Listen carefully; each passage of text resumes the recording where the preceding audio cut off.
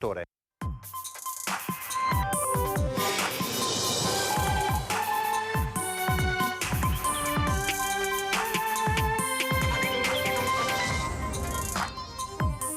Oltre 500 persone si sono riunite in preghiera in occasione della messa della vigilia celebrata dal vescovo di Treviso alla stazione delle Corriere per essere più vicino agli emarginati.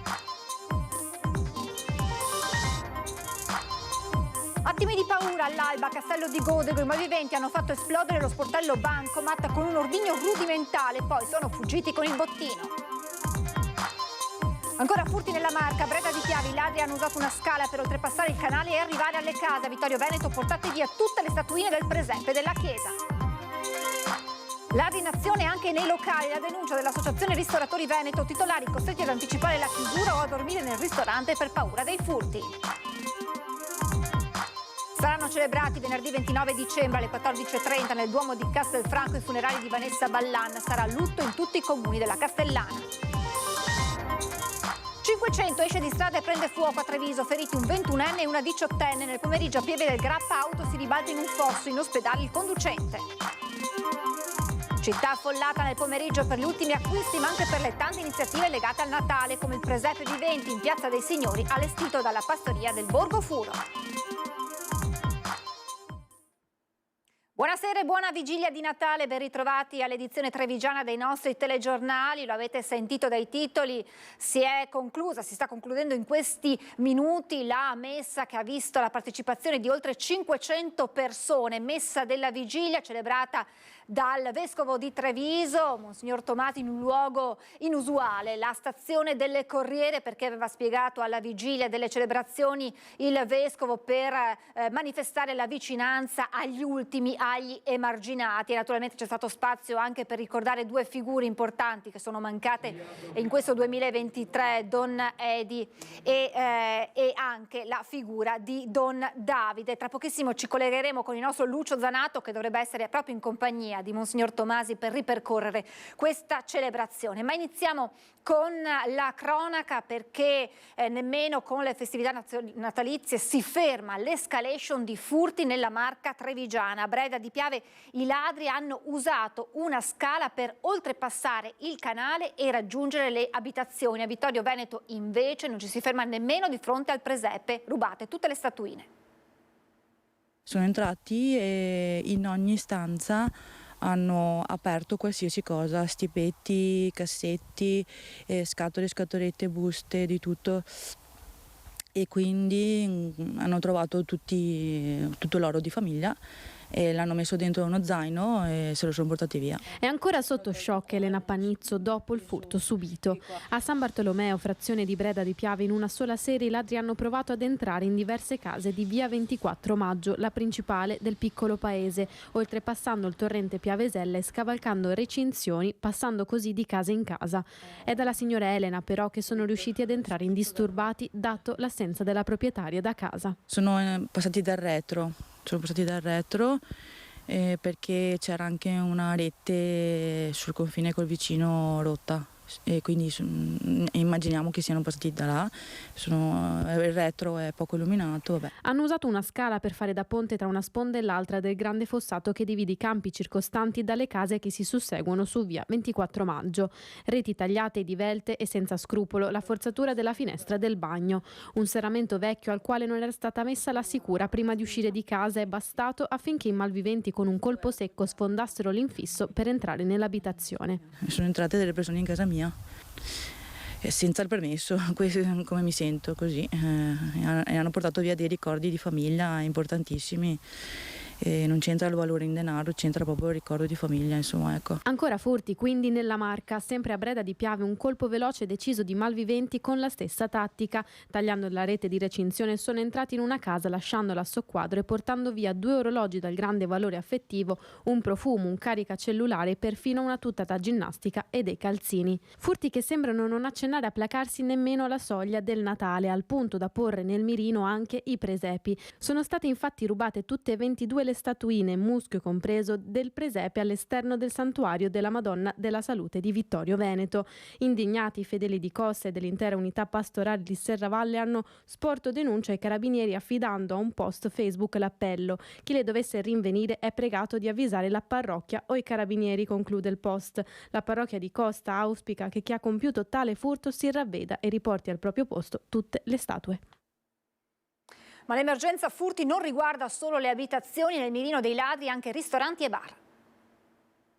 Noi abbiamo dei nostri associati, dei ristoratori, dei colleghi che sì, è vero, tante volte dormono addirittura nei locali per paura che entrino i ladri. Perché? Perché hanno subito rapine, perché hanno subito minacce.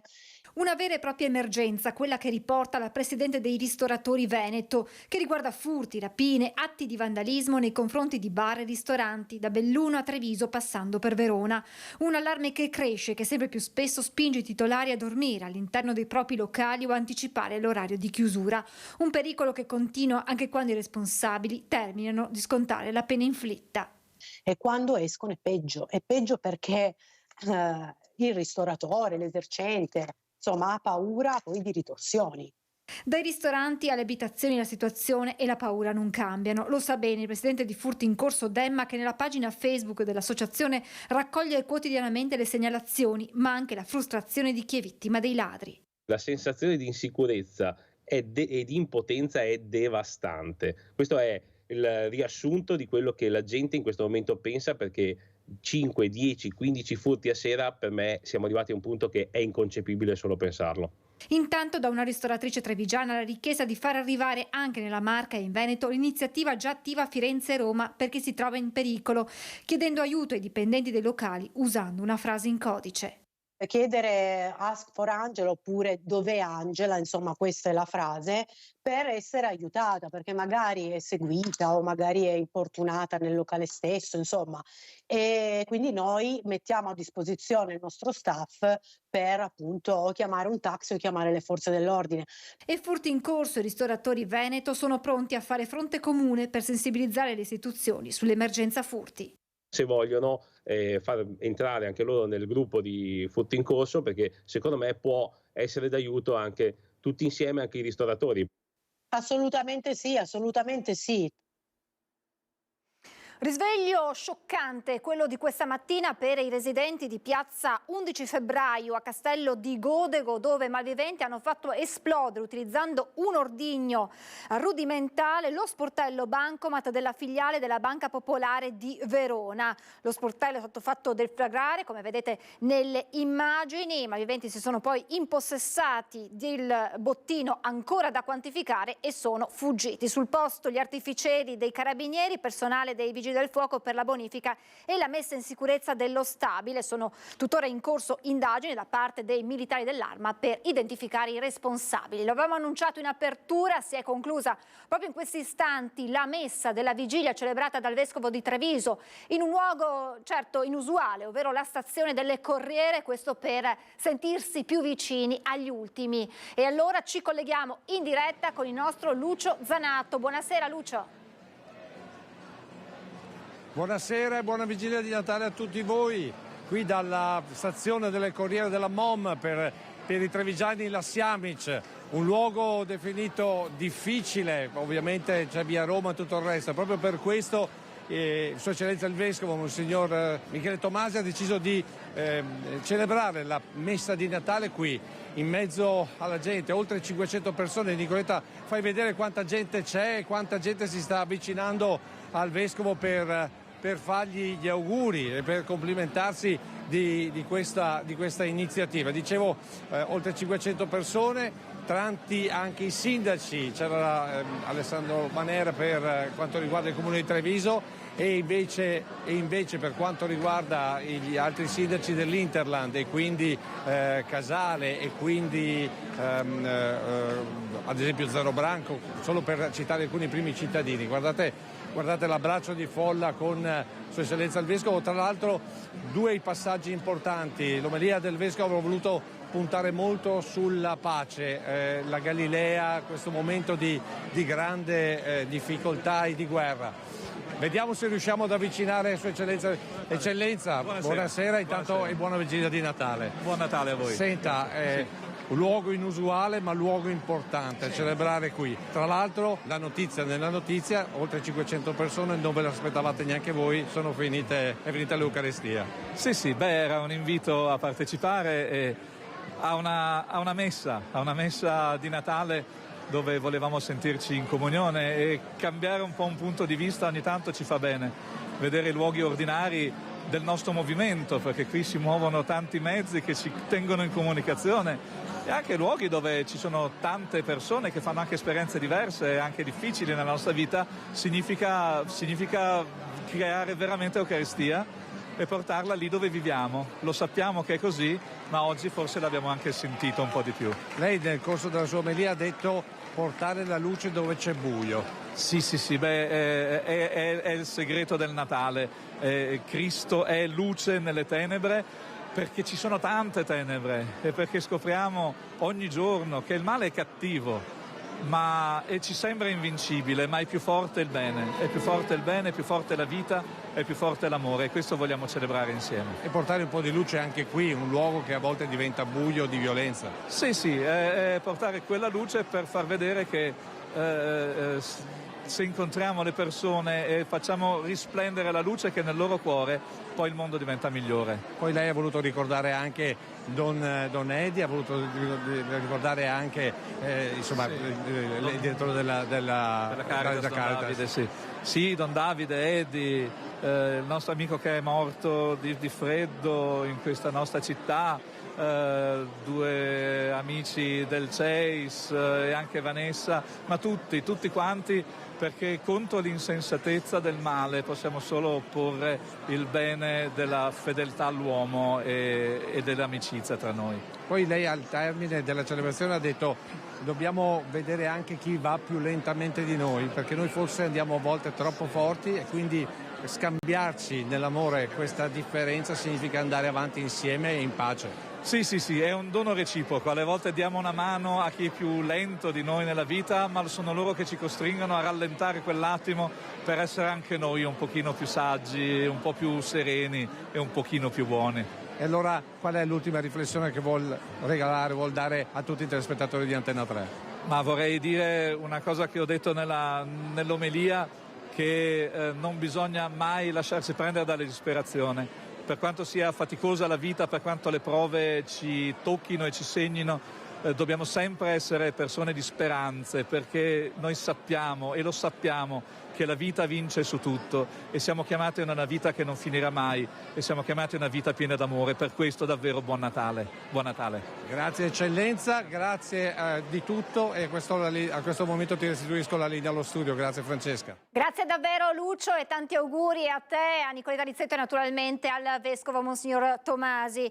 Continuiamo con la cronaca. Si terranno venerdì 29 dicembre al Duomo di Castelfranco Veneto alle 14:30 i funerali di Vanessa Ballan, la 26enne uccisa nella sua abitazione di Spineda di Riese Pio X martedì scorso. A confermare la data delle esequie anche il sindaco di Castelfranco Stefano Marcon, che aveva già annunciato che dal giorno prima della cerimonia funebre la città spegnerà le luci di Natale. Vanessa era infatti originaria di Castelfranco, dove aveva vissuto fino a qualche anno fa, prima di trasferirsi con il compagno Nicola e il figlio di 4 anni a Riese. A Castelfranco risiedono inoltre le famiglie di origine. Nel giorno dell'ultimo saluto, ha annunciato il sindaco Marcon, sarà l'intero territorio castellano a fermarsi. Vigilia di Natale segnata dagli incidenti stradali nella Marca. A Treviso una macchina ha preso fuoco dopo uno sbandamento, un'altra a Pieve del Grappa nel pomeriggio è finita completamente capovolta, fortunatamente nessun ferito grave. Giornata di incidenti, quella della vigilia di Natale. In viale Felisent a Treviso, intorno alle 5 di mattina, un 21enne a bordo di una 500 è uscito di strada e la macchina ha preso fuoco. A bordo, lato passeggero, anche una 18enne. L'incidente sarebbe avvenuto autonomamente, ma per cause ancora in fase di accertamento. I 2 giovani feriti sono stati soccorsi dai sanitari del SUEM 118 prontamente intervenuti sul luogo e poi trasportati all'ospedale Cafoncello. L'auto in fiamme ha fatto scattare l'allarme anche per i vigili del fuoco di Treviso, che hanno domato l'incendio in breve tempo. Sul posto anche i carabinieri per ulteriori rilievi. Fortunatamente i 2 giovani non sono in pericolo di vita. Altro incidente nel primo pomeriggio tra Pieve del Grappa e Castelcucco. Un'auto guidata da un uomo di origini straniere si è completamente ribaltata all'interno del fossato ai margini della strada. Anche in questo caso si tratterebbe di una fuoriuscita autonoma. Un incidente spettacolare, la macchina a ruote all'aria ma senza gravi conseguenze per il conducente.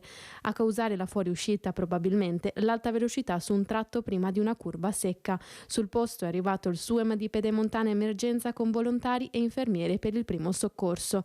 Necessario l'intervento del carro attrezzi per rimuovere la macchina dal fossato. Nessun particolare disagio per il tratto stradale.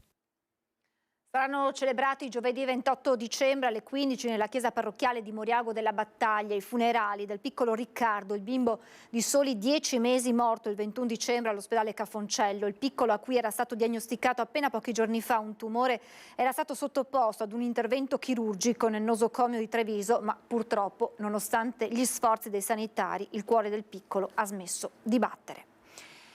E adesso una polemica, una delle tante polemiche che ogni anno accompagnano questo periodo dell'anno, recita di Natale senza riferimenti a Gesù, ed è bufera Gaiarine.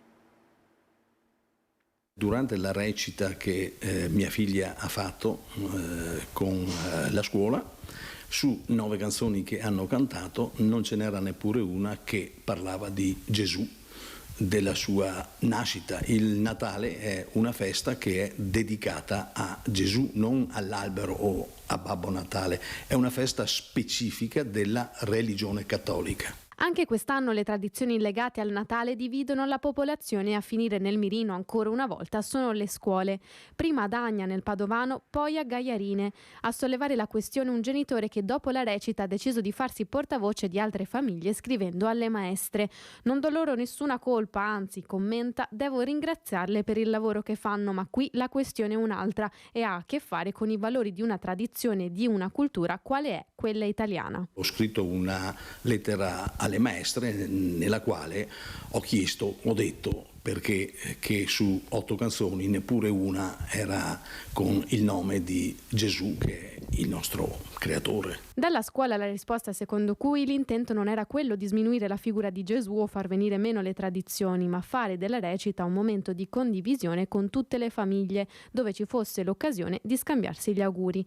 Ad intervenire sulla vicenda anche il sindaco di Gaiarine. Chiaro che il tema della nascita di Gesù, che è un perno religioso del Santo Natale e quindi delle nostre tradizioni e cultura, ritengo deve essere l'elemento fondante da trasmettere ai ragazzi, e se ciò viene fatto poco per una sorta di rispetto delle altre religioni o credo, lo ritengo sbagliato, in quanto la vera integrazione la si trasmette anche con il coinvolgimento appunto delle tradizioni e fede del popolo che ti accoglie e ti ospita. Detto ciò, polemiche zero, che ognuno poi ritrovi sotto i simboli del Natale ciò che meglio crede. A Palazzo dei 300 consegnati i diplomi dell'Ordine della Repubblica Italiana a 18 cittadini benemeriti della Marca. Una Marca che brilla di onore e medaglie, consegnati a 18 cittadini benemeriti i diplomi di onoreficenze dell'Ordine al Merito della Repubblica Italiana, attribuiti lo scorso giugno con decreto dal Presidente della Repubblica Sergio Mattarella. Presenti le massime autorità civili e militari, oltre che il prefetto di Treviso Angelo Sidoti, il sindaco Mario Conte e il presidente della provincia Stefano Marcon. A ricevere il riconoscimento tra gli applausi anche il cavaliere Luciano Tirindelli, parte della scorta del giudice Falcone fino al 1992, anno della drammatica strage di Capaci. Sono passati 31 anni. Diciamo che ovviamente io sono di parte, ma mi sarei aspettato che ci fosse una maggiore coscienza antimafia da parte un po' di tutti. Però devo dire che i ragazzi, gli studenti a cui ci rivolgiamo sono quelli che assorbono di più questa nostra esperienza. Una vita dedicata al servizio, diploma al merito anche per il sottotenente dell'Arma dei Carabinieri in pensione, l'ufficiale Mario Antonio Ria. Per me è il massimo orgoglio che posso aver avuto, perché diciamo il premio, siccome sono in pensione, di una vita dedicata all'Arma dei Carabinieri.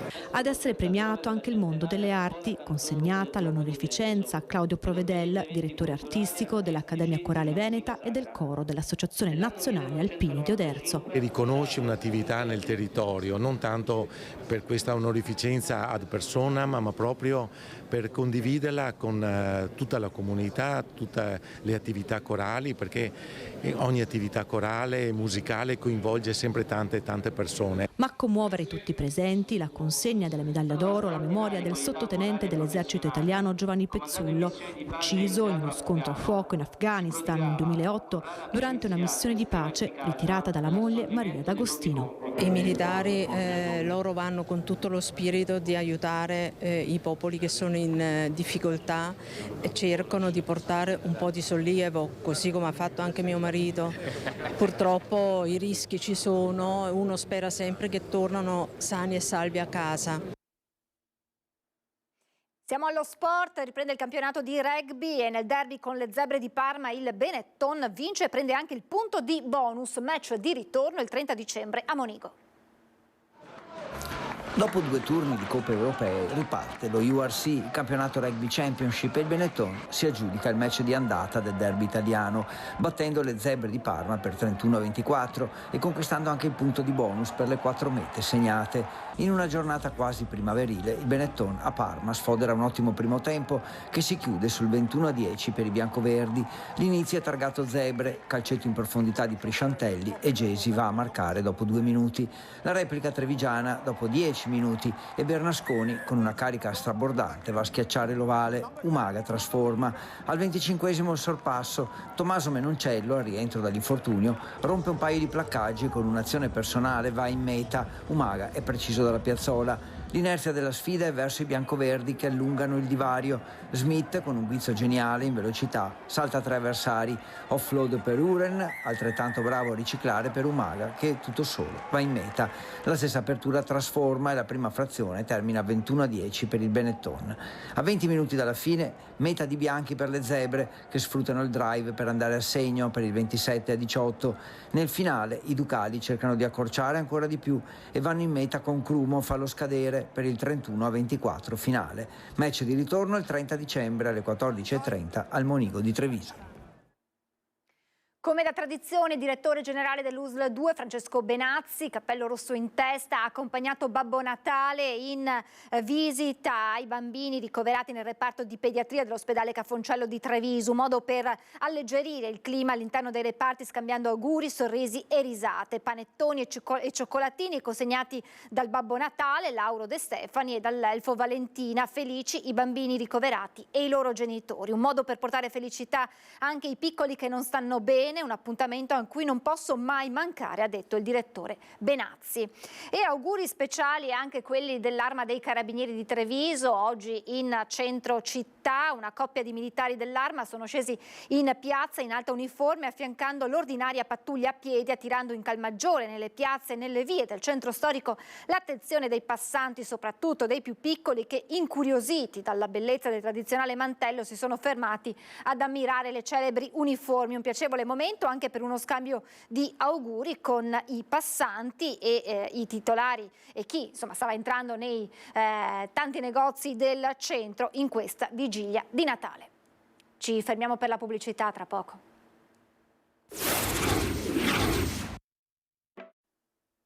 Rieccoci in diretta, grande successo ieri sera per il concerto del coro Stella Alpina nella chiesa di San Francesco a Treviso, concerto seguito in diretta anche da Antenna 3.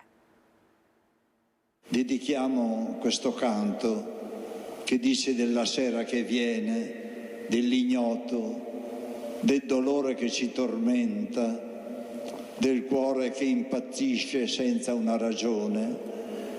Dedichiamo questo canto a Vanessa di Riese, che in questi giorni ha spento il sorriso senza colpa alcuna.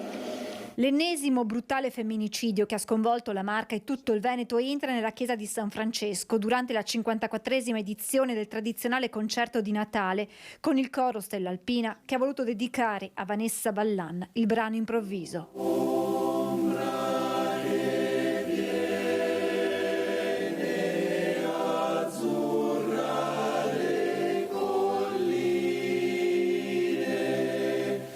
Quello con il concerto del Coro Stella Alpina è un appuntamento immancabile per tutta la comunità trevigiana, come dimostrato dalle tantissime persone presenti nella chiesa di San Francesco, molti coloro che hanno assistito al concerto in piedi e altrettanto numerosi coloro che hanno seguito lo spettacolo in diretta su Antenna 3. Quest'anno alle voci del Coro Stella Alpina, fondato nel 1949, per questo il più longevo del Veneto, si è unito un ospite d'eccezione, il maestro Beppi De Marzi, che ha raccontato i grandi canti che ha composto nel corso della sua lunga carriera.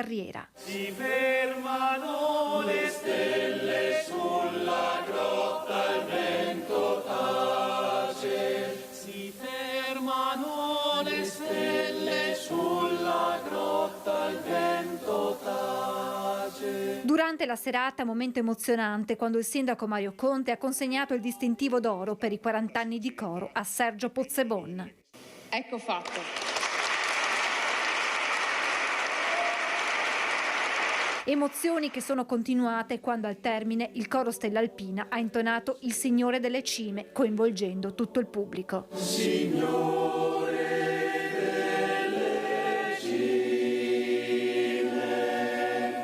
un nostro amico hai chiesto alla montagna.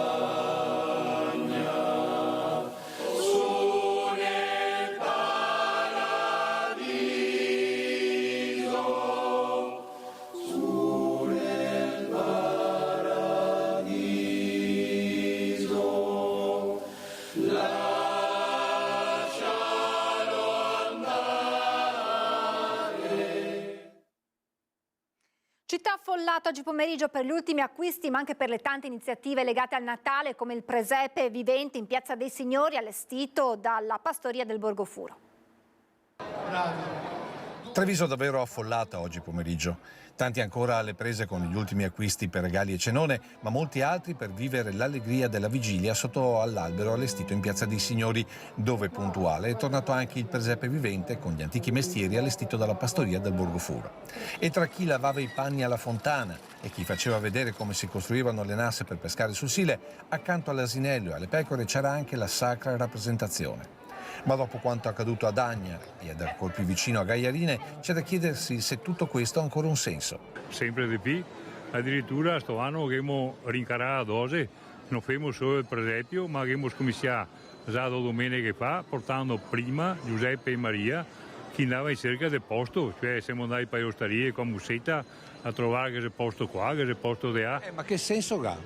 Nel senso che bisogna fare capire alla gente che provenienza che c'è. Non dimenticare le proprie radici, quindi, raccontando anche la fatica di vivere di una volta. Perché si è appresa quello che si fa adesso, dicevo, da come che siamo partiti, da vedere come chi lavava i panni, da vedere come chi faceva le scuole, da come chi torniva una volta qui pedai, a come chi batteva a rame. Questo si è appresa quello che si fa adesso si fa un cellulare, si fa tutte le modernità di questo mondo, la lavatrice e via, però prima come facevi? E proprio per questo, sullo scambio tra Gesù e Cucù, Gianni Marini è categorico. In poche parole, noi li rispettiamo tutti, ma le nostre radici bisogna rispettarle.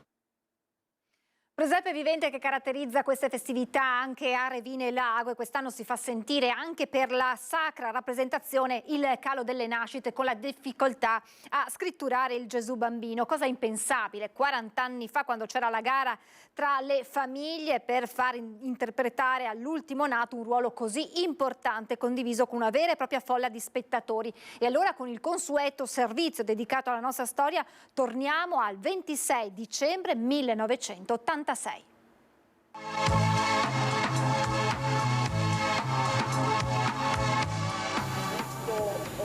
Così la comunità di Revine Lago ha rivissuto per la quarta volta, attraverso l'ormai tradizionale presepe vivente, la natività del Gesù bambino.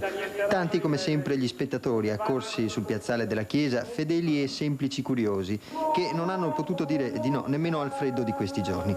Uno spettacolo che per Revine è una tradizione animata dalla buona volontà dei suoi paesani, che ogni anno mantengono la promessa di far rivivere la natività del Signore con piccoli sacrifici, che sono dei grandi e dei più piccini, a cominciare da chi deve impersonificare il bambinello. Ma a Revine non viene rivissuta unicamente la Natività di Gesù. In pratica viene riproposto l'Antico Testamento, così come trasmesso dai profeti, fin dal peccato originale, per arrivare all'annunciazione fatta a Maria dall'Arcangelo Gabriele. La Natività è il culmine, l'atto finale, che vede la partecipazione di attori vestiti da pastori, di tanti animali gelosamente custoditi per questo avvenimento durante tutto l'anno. A cominciare dall'asinello, un esemplare che sta acquistando di giorno in giorno un valore sempre più raro. Ma il vero atto finale si avrà con l'arrivo dei Re Magi in occasione dell'Epifania, e allora gli abitanti di Revine indosseranno ancora i panni e i costumi per poi conservarli fino all'anno 21 per la quinta celebrazione del presepe vivente di Revine Lago. Siamo alle notizie da Belluno e provincia.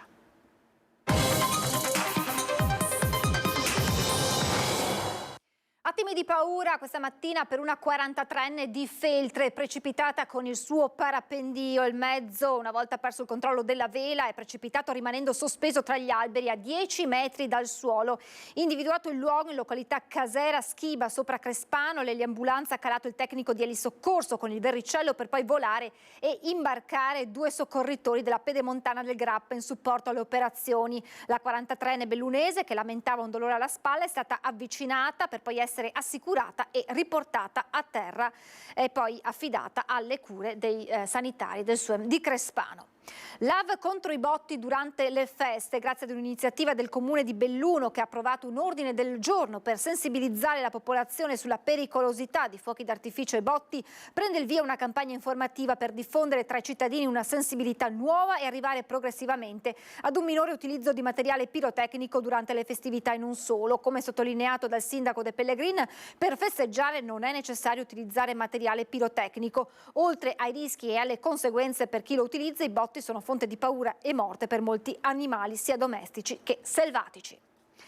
Ultimo Natale da presidente della provincia, salvo modifiche legislative per Roberto Padrin. Nella primavera 2024 finirà infatti il suo secondo mandato da sindaco di Longarone e questo ad oggi lo farà decadere da presidente senza possibilità di rielezione. Questi dunque i suoi ultimi auguri in questa veste di presidente della provincia. Qual è l'augurio e la speranza più importante e più bella? Beh, intanto la salute, che è la cosa più importante, senza di quella non si fa nulla nella vita. Ma al di là di questo penso che il 2024 sia un anno importante per questo territorio, intanto perché finalmente forse cominceremo a vedere concretamente qualcosa sulla nostra viabilità. È stato un lunghissimo percorso, i cantieri sono partiti, mi auguro che possa partire anche quello della variante di Longarone e della variante di Cortina in prospettiva olimpica. Poi il 2024 sarà l'anno anche del CCS, ci abbiamo lavorato insieme alla prefettura, insieme al mondo sindacale, al mondo degli industriali, siamo riusciti a portare a casa con i vigili del fuoco nella loro sede una sede che sarà indispensabile qualora avvengano delle situazioni di gravità sul nostro territorio, augurandoci che non ci sia. E mi auguro che per le province possa essere una stagione sicuramente migliore dal punto di vista anche economico-finanziario, che ci permetta di portare a casa qualche risultato che porti dei benefici concreti al nostro territorio al di là dei finanziamenti del PNRR. Siamo arrivati alla rubrica dedicata ai vostri presepi. Questa sera vedremo le creazioni di Enrico Camerin di Cordignano, di Enrico Favaro e Alessia Perocco di Casale, ancora di Ivano Catena di Villorba, di Mara di Motta di Livenza, quello della parrocchia di Barcon di Vedelago, quello di Stefano Montagna di San Biagio di Callalta. Vi lascio con le immagini dei presepi e io vi ringrazio per essere stati con noi in questa vigilia di Natale. Da parte di tutti noi, buone feste.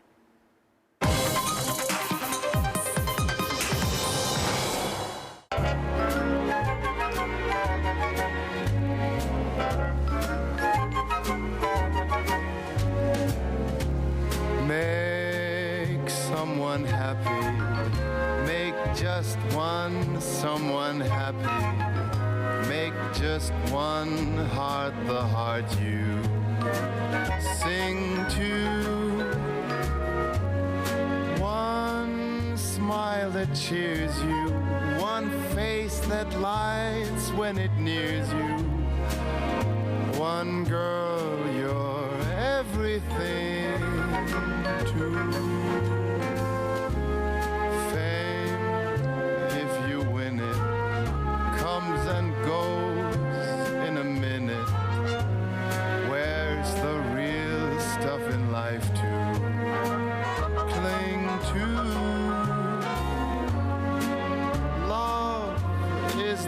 answer. Someone to love is the answer. Once you found her, build your world around her. Make someone happy, make just one someone happy, and you will be happy too.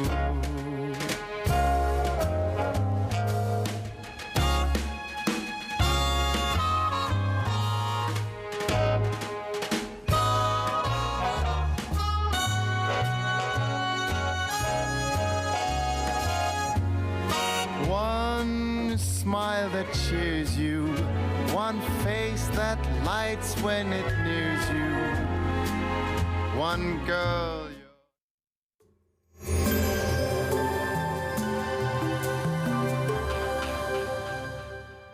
Società Agricola Torresan. Dai nostri animali nati e allevati nel cuore del Montello, solo carne e salumi genuini. Bentrovati al Meteo. Natale con l'anticiclone delle Azzorre. Sul nostro territorio non sono attese precipitazioni. Il sole tuttavia sarà presente solo a tratti. Nel dettaglio sul Veneto, alta pressione è sinonimo di bel tempo ma anche di nubi basse e nebbie che saranno piuttosto estese e diffuse per buona parte della giornata. Nelle ore pomeridiane non escluse locali schiarite. Temperature stazionarie minime tra 1 e 4 gradi, massime tra 6 e 10 gradi all'incirca. Spostiamoci ora sul Friuli Venezia Giulia. Anche in questo caso il cielo risulterà coperto con foschie diffuse, probabili parentesi soleggiate più verso la costa.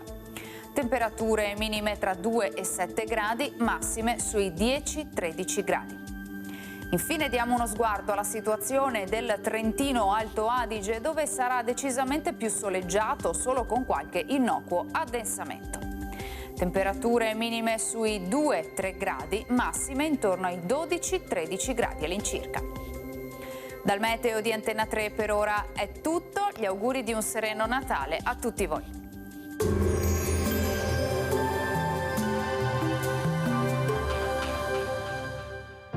Società Agricola Torresan. Dai nostri animali nati e allevati nel cuore del Montello, solo carne e salumi genuini.